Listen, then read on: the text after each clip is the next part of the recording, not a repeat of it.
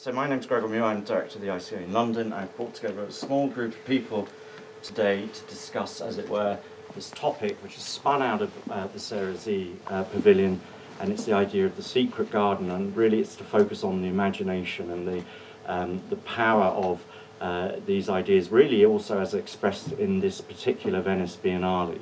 I'm going to be talking to Jane de MOSTO, Lou J, James Brett and Todd MACHOVER. For the most part, I think what would be great is if I could talk to each of you just momentarily, individually, and then we might discuss a little more. It's a very relaxed conversation at this stage. If you have a lot to say, say it. It would be great if you did. And I think we can sort of try and explore things starting from the viewpoint of Venice itself. And I'd like to ask Jane de MOSTO, if you may, just to say, if you might, a few words about yourself. And if I may be so bold, how long have you and your family been residents of Venice? Well, I only came to Venice when I got married, nearly 20 years ago. But my husband's family is Venetian, and sometimes they say they date back to before Jesus Christ. Yeah, so you've settled in, I think it's fair to say. But just if you could, I mean, just tell us a little more about certainly the work that when I first met you, you were very involved in, which was the Venice in Peril movement, and in a sense you're both a Venetian resident and activist, and your interests lie very much in the sustainability of the local area. Indeed, I recently founded a kind of, at the moment it just takes the form of a platform called We Are Here Venice, and the idea of it is to make sure that Venice gets better, not worse, in the future. And We Are Here Venice, it's an interesting case of convergent evolution, because I found out afterwards that it's reflected also in the term of relational aesthetics that had that key show in New York that also had the name, I wrote it down here, the Any Space Whatever show. And it's all about, We Are Here Venice is just about bringing more light and making better connections about the good things in Venice, and try and make more space for the inherent resiliency of what made Venice one of the longest running civilizations, and can enforce Venice's role as kind of a laboratory and a mirror for everywhere else in the world. There's an enormous number of parallels. And I guess the simplest way of putting what I believe in is that, to try and imagine Venice without its citizens would be like imagining the Biennale without Venice. Mm-hmm. I mean, can we talk a little just about Venice itself? And its resident population has fallen to now 58,000, I believe. And it is this sense of, I mean, it's interesting in this Venice Biennale of the encyclopedic palace, this idea that really Venice is such a thing. It is and has been criticised occasionally for being a living museum. What's your view on that? It's not a living museum at all. It's an incredibly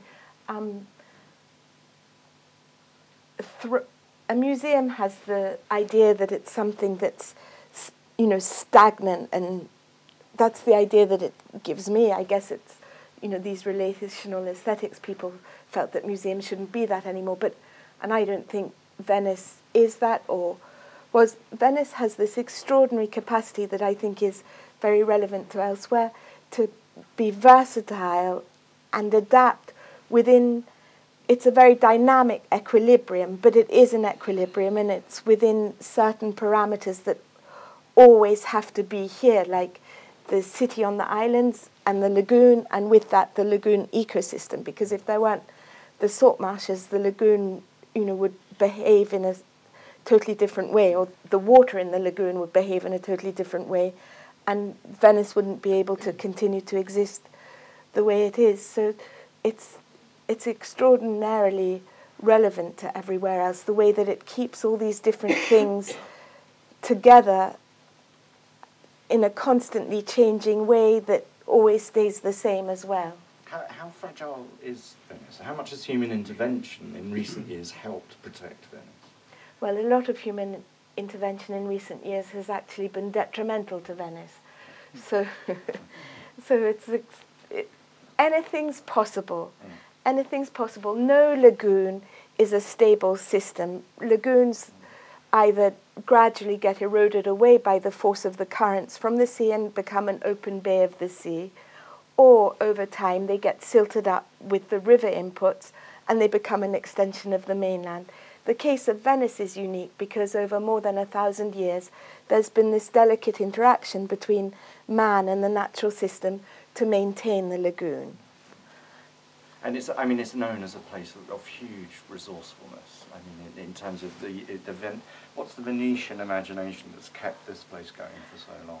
That's what I'm currently trying to define and describe in my work, because nothing can beat the sense of humour of the Venetians. And I'm fortunate enough to live near the Rialto market, and just walking down the street in the morning and hearing the banter between the fishermen, it just brings a smile to your face. But not only is it, funny and amusing and clever, but you just realize that they have such a profound, deep understanding for the context that they're living in, and the relevance of that to the past and also to the future. And that's what's really at risk now. What do you feel is the future for Venice? How is it going to change in the next decade or so? Well, the thing about Venice, as I said, it's a kind of artificial coexistence between the city and the lagoon, and it's only thanks to human intervention that the lagoon has been able to persist and the city has continued to survive. So it's a question of Venice can be what we want it to be, but it requires active decisions to make it what it is. And I say Venice can be what we want it to be, because that's what Venice should be. But at the moment, Venice is very much victim of big interests and a lot of very intense vested interests that aren't relevant to the long-term future of Venice. They're relevant to what somebody wants today. And some people have made an analogy between what's happening to Venice now as more and more resources of the city, palaces, or the decision to continue to allow these enormous cruise ships to sail right through the heart of the city. And that's like prostituting Venice, and once they finish prostituting Venice, when they've got nothing left to prostitute, they sell off its vital organs. And that's a very clear analogy for what's happening now. But it doesn't have to be like that, and that's what We Are Here Venice is here to show. I'd like to introduce Lou J. Of Long March Gallery. Just if I may, just tell me a little bit about what you're doing now in Beijing, and I know I just saw you in Hong Kong and the art fair. You had a very prominent booth, and you seem to be doing very well indeed, but just tell us a little about your activities in the present. Hello, everybody. My name is Lou Jie from Beijing. I'm founder of two entities. One is the Long March Project, an ongoing journey, generate encounters, meeting point network to understand the tradition, conflict negotiation with the contemporary, the international, contextual with local, and the other question, from the very beginning's fundamental point for us is art education and art making from the studio versus the public relationship. So very beginning, we always questioning the idea of outsider and amateur and folk art. That's like a fundamental line of the Long March Project, which we started 2002 until today. On the other hand, parallelly, we create a commercial gallery to support this ongoing rather non-profit curatorial research educational project. So it's a very self-sufficient kind of model. There is no governmental funding, and it's commercial, but at the meantime, is the Long March itself, the two put together in Beijing, is one of the most significant and important organization, institution, or community. Yes, you do see us here and there in AFA representing over 20 most important Chinese contemporary artists. But at the meantime, I also present myself in the educational system or debate forums, especially my passion for artists who is not belonging to the so-called contemporary art system, which I'm always questioning. So Madame Guo Fengyi is one of the reasons I'm here. We're very proud and happy that 14 of her work from 1989 until year 2007 is right now presented in the pavilion, the palace. Please tell us about the work. Yeah, Madame Guo Fengyi, we met her on the road year 2000 when I was preparing the Long March project. And I walked into the art students' underground kind of so-called avant-garde exhibition. I was so thrilled and excited to encounter her work because, let me just describe her work a little bit. She is totally not from art education system. She's totally self-taught. She was working in a factory and she was very sick. Therefore, as most of the retired citizens, they usually do morning exercise, the Qigong body healing kind of Chinese way of knowing the body and adjusting to the to the best spirit or whatever disease. So when she started, she found out none of the Qigong school, there are hundreds of them, work with her. So she combined everything together and create something called Penguin School. It's like you walk and practice like a penguin. I guess that has a lot, because I used to do with what do you call chiropractic? Yes. So I think it has a lot to do with spine. So when she realized each step, she realized certain new way of body exercise, the penguin Qigong, there appear the images all the time. And she found out if she do not record all these images, she'll be even more sick. So her earliest work is like one period she was dealing with relationship between animal, human body, and plants. And there was one period she was mostly engaging with the underground world, like the emperor, empress, king's tomb, cemeteries. She was like an architect, trying to research, but all using her very mysterious, unnatural kind of energy to identify what is there. And later on, she acknowledged herself more as another contemporary artist, but come out from very, very different system. So, and she, I mean, sorry to jump in there, but sadly, she passed away. She passed away. Recently. She passed away 2 years ago. Yeah. Died of its cancer. And there was a feeling that the work and the illness were also obviously in some kind of correlation, or that there was some connection between the energies in the drawings and this balance between keeping She her... actually later on, this is something I'm always very interested in. I'm always interested in education, especially art education. And in China, we do have this ongoing debate of what is contemporary art about nowadays. It's so commercialized and so it's so contained within the Biennale, museum, gallery, this system.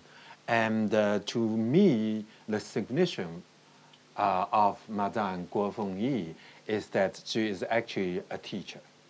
She taught people her very unusual and special knowledge through visualization of all different codes. I mean, if you look at her work, partially is actually mathematic. Sort of hold it up. Just see it. Yeah. It's the early work. You see, these are all the diagram of human nerve system, body system. But later on, she incorporate with mathematic calculation. And later on, she found her own system, which is a total combination of I Ching, Tai Chi, Buddhism, the all different various Chinese ancient way of knowledge production. But also by working and meeting with contemporary artists all the time, she's able to engage with various contemporary issues with like aesthetic and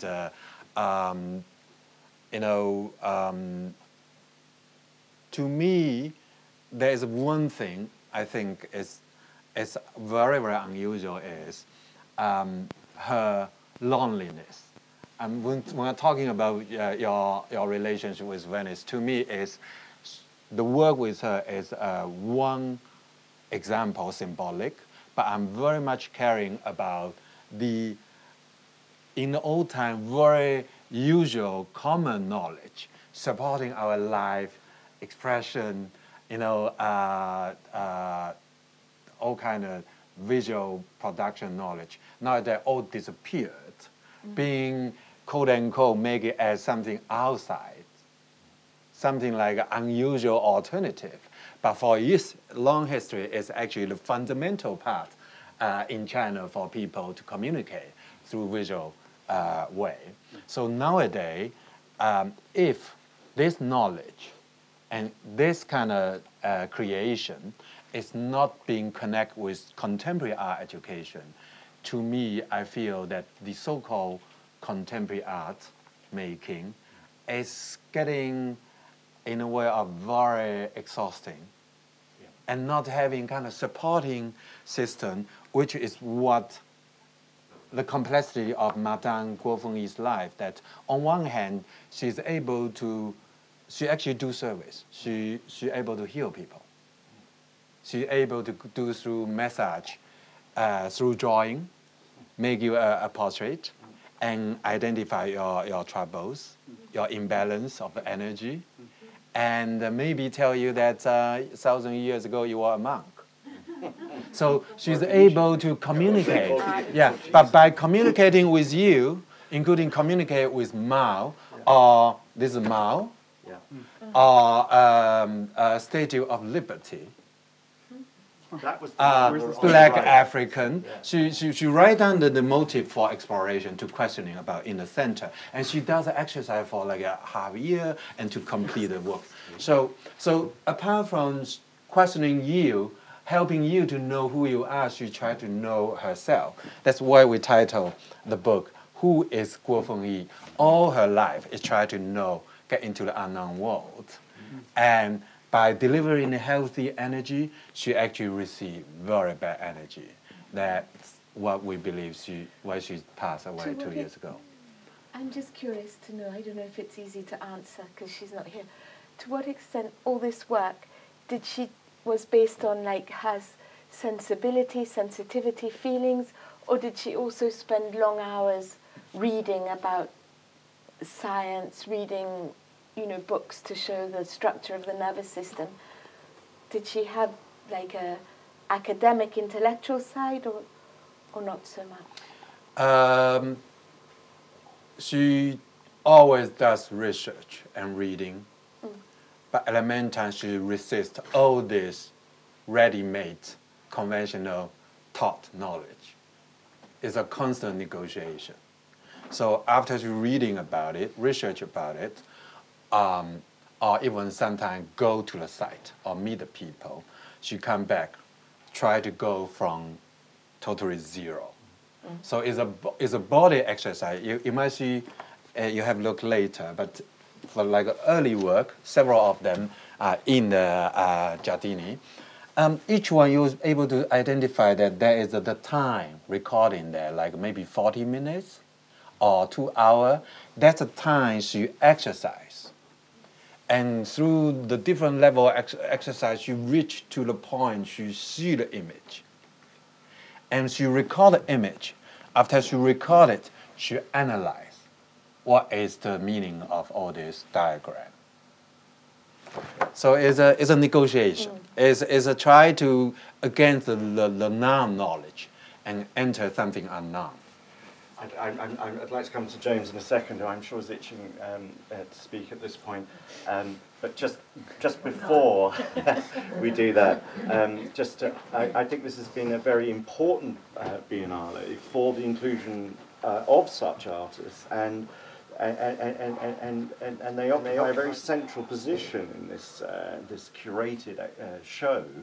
And it really does beg the question, what is the place in the curatorial setting for these artists who might be perceived as coming from an outside position, or one which is not within the sort of canon of now the orthodox contemporary artist position.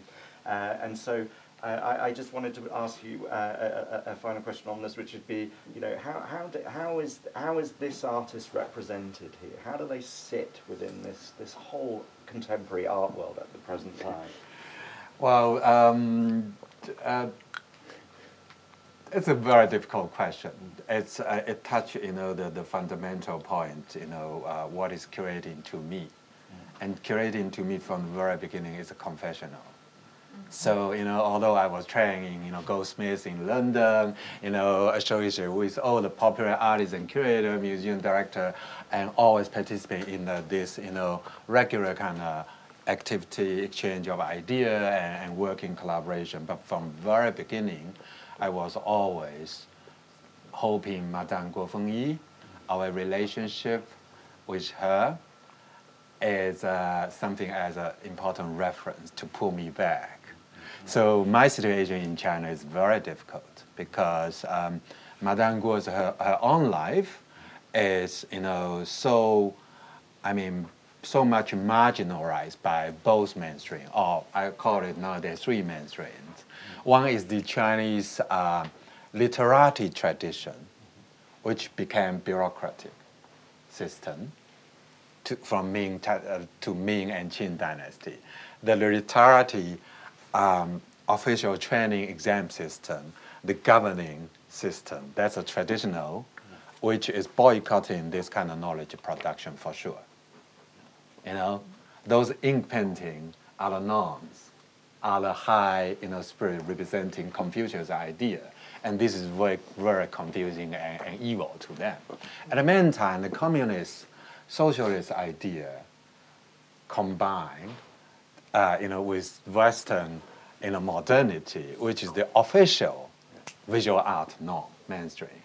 And then this international representing, like a Venice Biennale, for example, is one of the most important events of the international contemporary.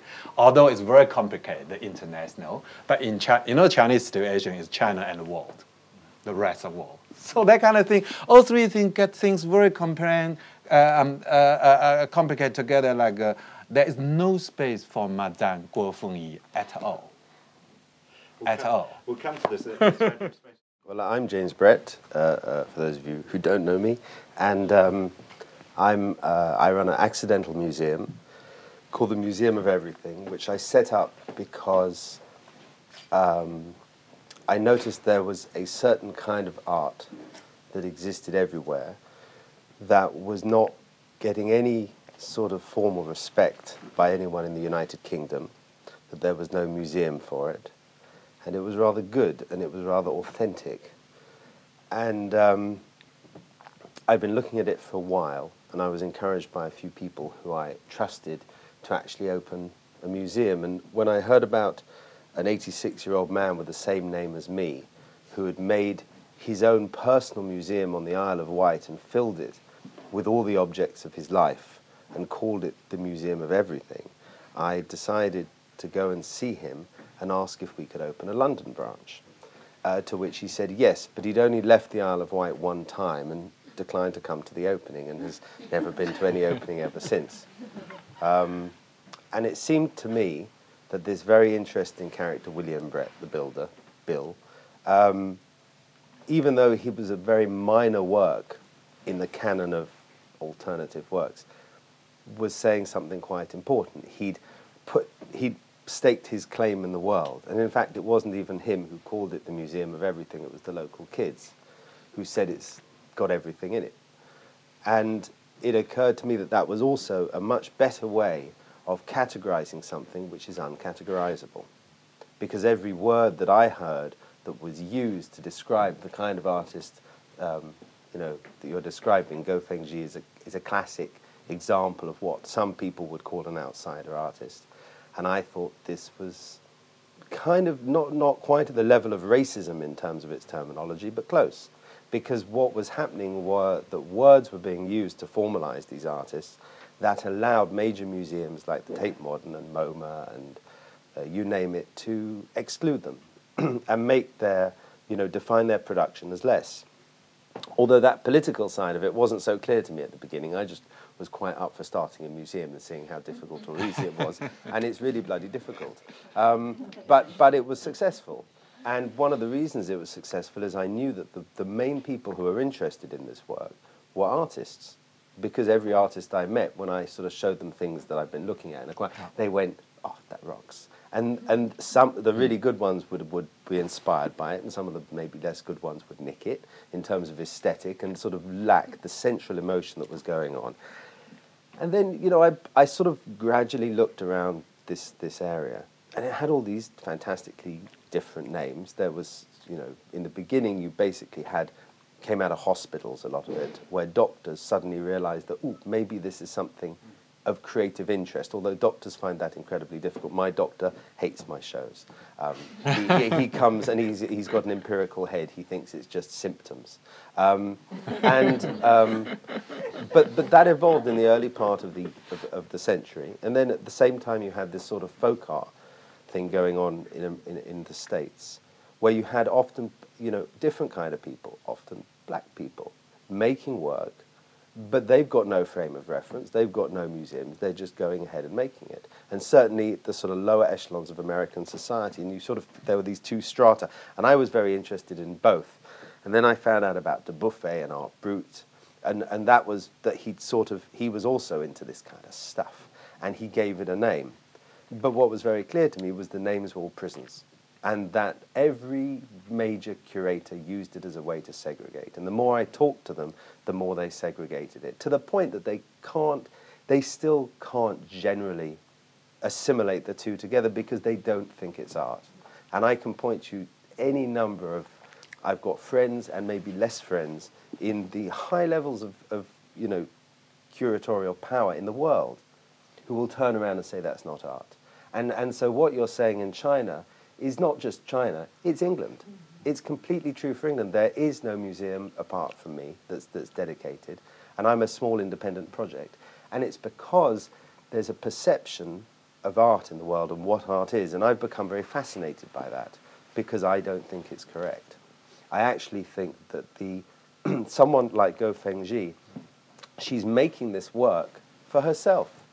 And this idea of she spiritual energy and other energy that she's capturing, and the process that she's using to heal herself and others, I've seen in many other artists. I just did a project where we traveled across Russia in a sort of giant double camper van with containers, looking for artists and advertising for artists, but actually saying, are you a secret? My original marketing plan was, are you a secret artists of Russia unite?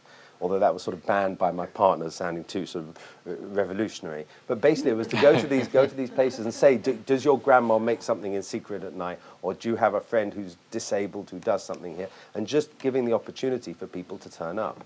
And we met people like this. In every city, I've met generally women who do automatic drawing that are also healing patterns. Very few on the scale of this. But actually we did a big installation of them. I met a woman in St. Petersburg who came with like 200 of these drawings. You find them fascinating. And they're hugely detailed, and each one is for a special purpose. They've all got different names. One is, the Great Crimean War. One might be, I want to say Dallas or something. But actually they've all got these different purposes and names, but they're there for that same need, which is she's not thinking of art making. She's thinking of something else.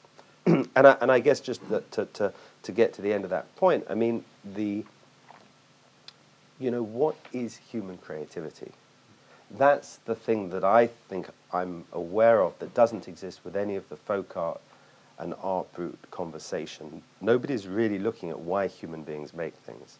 And what this kind of material does is it shows the evident gap between human creativity and what we think or what have created this thing called art, because it actually reveals the fundamental human need. So I would advocate that this is not about a moment. This is actually about potentially evolving our understanding of this thing that we created called art and what actually is going on. I mean, I'm still going back to this idea of secret garden and the imagination, and this idea of certainly your area of interest. On a certain level, some of these drawings almost assume a near practical purpose to illustrate a practice, a medical practice perhaps. But also, certainly if we look at Sarah Z or other artists in the show, Jakob maybe one of them as well, you've got the sense of maybe neurosis, of obsession, of inward-facing, deeply introspective workings. Natural human behavior, as you might want to call it. I mean, I think that's the whole point, which is that everybody is disabled. I mean, everybody is a malfunctioning operating machine. I mean, we all are. And the question becomes is what's the reason to make this stuff? I've been holding we've got a project here, and one part of the project, we've got a show of an Italian artist called Carlo Zinelli. So this guy Zinelli goes to the Spanish Civil War. He comes back with shell shock. He can't talk. After a few years, he ends up in a hospital. And his historical canon is in this giant alternative history of art, because he's certainly not in the main history of art, because for Italian art history, he's a nutter in a hospital. But for certain people, particularly the art brute people, he evolved into this great artist. And the story that happened was that an artist was at this hospital, heard about a guy scribbling on the walls incessantly, demanded they set up an art studio for him. And over the next 12 years, this man, Carlo Zinelli, makes these paintings which tell the story of his life, because he can no longer speak. He's been incapacitated by the war.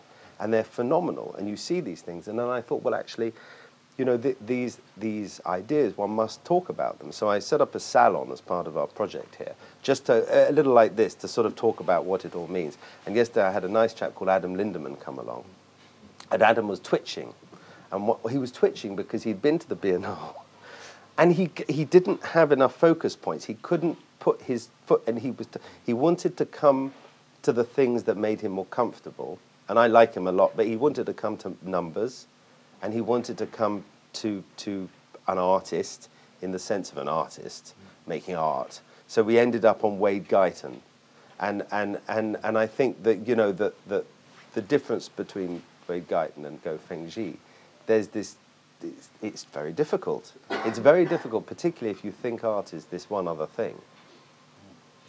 I mean, Wade Guyton being, in a way, a significant figure in the world of contemporary art, and especially in a commercial setting, where his works have become highly prized. And Adam Lindemann, who's, as it were, written the book, so to speak, on collecting art, and he must be finding it quite interesting to make this leap to this particular Venice. But it made him very uncomfortable, and it makes people very uncomfortable. So you've got loads of collectors going around going, well, shit, this is terrible, this Venice. And There's having nothing they can buy. Well, they can. There is a market for this, but it doesn't function in the same way. Would you sell these paintings to anyone, or would you rather... That's my question. If some are you discerning about who you sell? If some monster steps off one of those big yachts out there and says, I want that because it's the same colour as my sofa. Actually, someone who owned the biggest yacht there, the tall one, the Red Dragon, Sir Guy Ullens, who was, in year 2003, the first supporter of her work. They walk into her solo exhibition, they want to buy the whole thing. I said no. Because I asked Madame Guo, she said no. She said, well, maybe, let me see. And she feel the energy, she said 5 is good. And then at the meantime, she give 5 to somebody who she doesn't know. So it's very interesting for her. On one hand, she understands to give to Guy Woolen's collection is good, but 5. Yeah, it's also, So she might have been thinking that the by early- giving to him, she'd make him a better person. Not that I don't know who he is, he might not she be actually that. doesn't think that has anything to do with her. She always talked to me about the peculiar idea of exhibition. She thinks art is not for exhibition, but that's another topic. Well, my world's very, very different from, I'm a musician, I'm not, you know, part of the Biennale world at all, but what I'm interested in resonates very much with what all of you have said. Music's a really funny domain, and different than visual domain, because the visual, everything to do with visual art is somehow connected to what we see in the world around us all the time, and music is both incredibly direct. It gets us in the gut, and you know, moves people. Part of music circumvents your intellect completely and somehow gets to people quicker and deeper than almost anything else. At the same time, probably more than visual art, music has all of these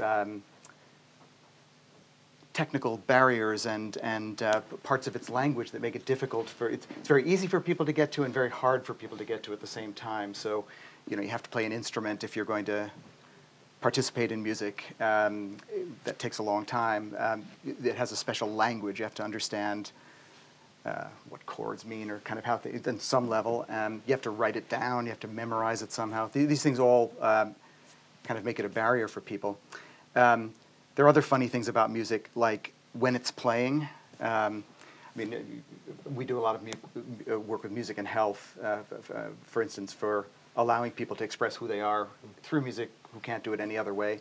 But also music, as you probably know, is almost always the last thing that people have a capacity for when they have Alzheimer's disease, or when memory goes and people, everything about them, their personalities are, you know, dissipating. Music is always the last thing that people will respond to, and you can almost always find some shard of music that somebody will not only recognize the piece, but get up and sing. I just recently heard of I was in Amsterdam the other day, and there was somebody doing research. They'd found a concert pianist in their mid-80s who had very advanced Alzheimer's.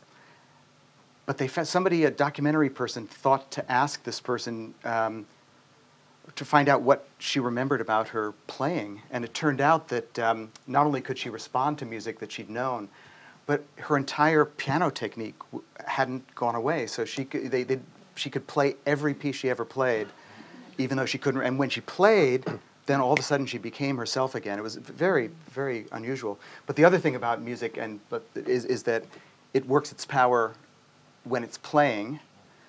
But for most of us, I mean, I've studied music a long time. I can hear music in my head, but I think most people, the real magic happens when music is in the air, and then when it disappears, you talk about the imagination. One problem with music and the imagination is most people can't have a full musical experience if it's not in the air. You know, so there are all these funny things about music, and I grew up. My mom's a pianist, and my dad is one of the people who started the field of computer graphics. So I sort of grew up with music and technology, and was always interested in both, and I played classical music and did a lot of rock music growing up. And this issue of where the imagination is and where the isolation in music is, and how music also is one of the best ways of connecting people, those paradoxes have been central to everything I do. So when I was at Juilliard, which is where I went to study, you talk about isolation. You know, you go to any conservatory in the world still, I mean, I have the same feelings about the mainstream music world as all of you have about the Biennale and where the real music is and who can make music. So I couldn't have said it better than any of you, so I won't re-say it. But when you go to conservatory, Juilliard, you know, great place. Every composer, the model that is proposed is Beethoven, which is, you know, not a bad model, but the significant thing about the model is Beethoven was deaf for the whole second part of his life. And if you had to think of any musician who, partly because he was deaf, partly because of his imagination, he little by little entered this world where, I mean, I don't know if you've seen the reviews of the second half of Beethoven's life, but you know, they're unbelievable. I mean, you know, people thought he was completely crazy because it was totally internal music. He couldn't hear it himself. Everybody looked at I don't know if you know the last piano sonatas, the Opus 109, 110, 111. You look, even today, you look at them, and they're, you know, I don't know how much you know about it, but the meters are weirder than Stravinsky. You know, it's like 12, 30 seconds. They're black notes all over the place. And people looked at this in 1826 and said, poor guy, you know, he's been deaf for 20 years. He's completely nuts. And so at Juilliard, the idea was the only way to be a creative, imaginative musician was to hear everything and form everything inside your head. That so, for instance, if you were at Juilliard and you were a composer, and you know there are pianos all over the place, these little piano rooms. If somebody saw you in a piano room actually, you know, trying out your piece, I mean, they wouldn't actually throw you out, but you'd be thought to be like, you know, you're like a Broadway composer. You know, it's like crap. I mean, you can't, you know, you don't have the power of imagination. And so I have a pretty good imagination, but I didn't want that. You know, I wanted to be able to touch the music and you know, kind of grapple with it like I might with physical materials. So strangely, that's one of the reasons I got interested in technology. I think two things. I'd grown up with it, but two things struck me. One is that I mean, these days especially, a lot of people think of technology as, you know, it's unbelievable what you get out of the box if you have just a smartphone. You know, there's all this software that's amazing. But actually the cool thing about technology is that it's the most malleable, general, kind of flexible language that we have. So I think it's the best way to go from your imagination to something you can tangibly shape. Well, you know, you can make. So I started using technology because I was imagining all these crazy sounds that I couldn't convince the performers to play. So I wanted to, you know, have a machine that I could show them how it went, or so you know, I figured out how to program and how to kind of design either the sounds or the instruments to make the sounds, so I could show them to people. And you know, my intuition was that if I could learn how to shape the technology, I could kind of take anything from in here directly out. And that's kind of what I've done ever since. And the funny thing about it is that it started out being a way of making my imagination tangible in the world. But when I started doing that, I realized that the same technology, like I build, so I make these pieces, but I also build instruments for, you know, fantastic musicians. So like I'll make a cello for Yo-Yo Ma. And the cello is designed so that it has all kinds of capacity sensors. It measures the sound, it measures the vibration, it measures the physical motion. The idea is that the instrument itself is meant to understand the imagination or expression of that person playing. So it's the instrument, without someone like Yo-Yo having to say, you know, I'm going to step on a button and that's going to change the sound of my cello. He just plays louder or softer, or increases tension to a downbeat. He changes the music. The cello understands, and then it changes into a flute or an orchestra or something. But it turns out if you can do that, the technology can also be a bridge to anybody. You know, if it can be a bridge to someone like Yo-Yo Ma, it can be a bridge to a child, let's say, who doesn't have any skill and doesn't know music. It can be a bridge to somebody who has cerebral palsy, for instance, who has incredible amount of music inside but can't speak. In your process, how much is given over to chance and random and actually in translating or showing the musicians what sounds you're looking for and so on? Does it then go to the outside world where it comes back differently? Well, I'm kind of the most paradoxical. I'm a mix of many different things. So if I write a piece for, like I write a lot of operas, and my most recent opera is has a chorus of robots, and it's got a whole stage. It's actually about a guy who wants to live forever, figures out a way to download himself into his environment. The singer leaves the stage, and we measure him in a little booth downstairs, and we measure his breathing and his muscle tension and his facial expression, and everything about him, even though you don't see him, animates the entire stage of the opera. So when I do a show like that, I don't leave anything to chance, because I've got, hundreds of people working on it, and I've got, it's a huge infrastructure. But another side of what I do is to try to make music as communal and musical creativity as communal an experience as possible. So the projects I'm working on right now, I'm working on a project for the Edinburgh Festival this summer, where I just finished a project in Toronto where, through the Toronto Symphony, I invited the whole city of Toronto to create a symphony with me. So Toronto asked me to write a symphony. I said I'll only do it if I can invite the whole city to collaborate with me. So, and we did, and it almost fucking killed me, but it was,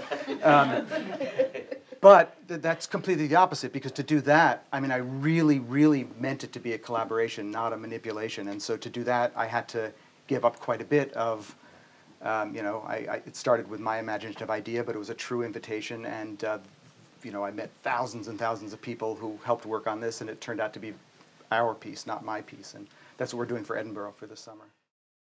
I just wanted to give a take or a reading of this biennial, given the amount of highly introspective works, people dealing in their own personal cosmologies, that there is such an abundance of it in this Biennale, coming at this point in time, that I wonder also if it might be that the imagination is a retreat, is an escape, this might be a statement at this point of a world in such turmoil, of being so depressing, might turn to the news, or in such a state of disruption, that the only certainty and the only control one can exert is in a sense to retreat into one's shell. What do you think of that? Well, I think I think it's true. I think first of all, creativity and artistry are, I think mentioning Steve Jobs, and art isn't the sole domain of creativity. That's a completely, that's just ridiculous. I think that. I think of it almost as an escapism. It's like a benchmark in anti-social media. Yeah, no, it's really interesting to put it like that, because ideally, what you want, is